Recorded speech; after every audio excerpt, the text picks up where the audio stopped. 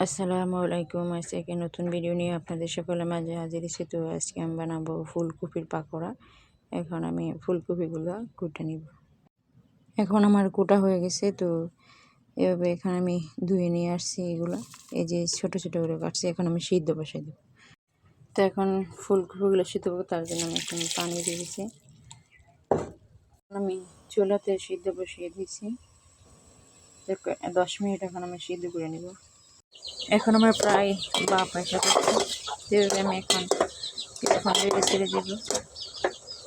সামান্য একটু লবণ দিয়ে দিব, নেড়ে ছেড়ে দিব। এখন ঢাকনাটা ডেকে দিব 5 মিনিট। ঢাকনাটা ডেকে দিয়েছিলাম 5 মিনিটের জন্য। এখন প্রায় সিদ্ধ হয়ে গেছে। এই যে এখন আমি নামিয়ে নিব। তো পাকোড়া বানানোর জন্য লাগবে হলুদের গুঁড়া, মরিচের গুঁড়া, ধনিয়া পাতা, কাঁচা মরিচ কুচি, পেঁয়াজ, রসুন কুচি, রসুন কেচে নিয়েছি মেশিন দিয়ে, গ্রেটার মেশিন দিয়ে।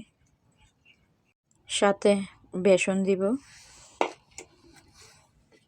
কর্নফ্লাওয়ার দিব মশমশা হওয়ার জন্য।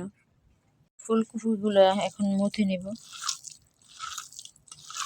এভাবে মথে তারপরে বেসন, হলুদ, মরিচ একসাথে দিয়ে দিব। পেঁয়াজ দিয়ে দিব, তারপর মরিচ, ধনিয়া পাতা, রসুন, হলুদের গুঁড়া, মরিচের গুঁড়া দিয়ে দিছি। এখন আমি মথে নেব। মথে নিয়েছি। তো এখন আমি বেসন দিয়ে দিব, সাথে কর্নফ্লাওয়ার দিয়ে দিব, দিয়ে দিছি। আমি এগুলো মুছে নিব আবার ভালো করে। সিদ্ধতে লবণ দেওয়া ছিল দেখা বেশিটা দিন, অল্প একটু দিছি, সামান্য একটু। সাথে একটা ডিম দিব,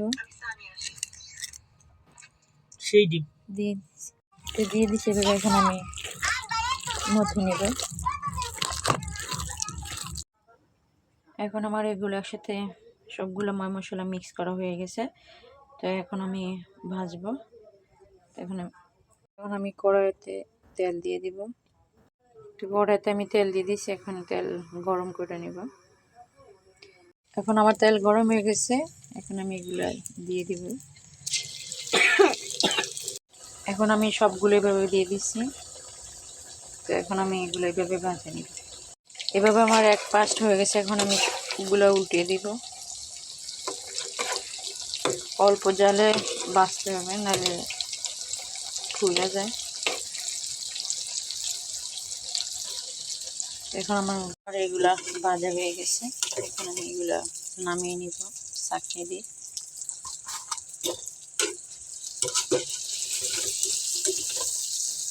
আরও দিয়ে দিবে এভাবে।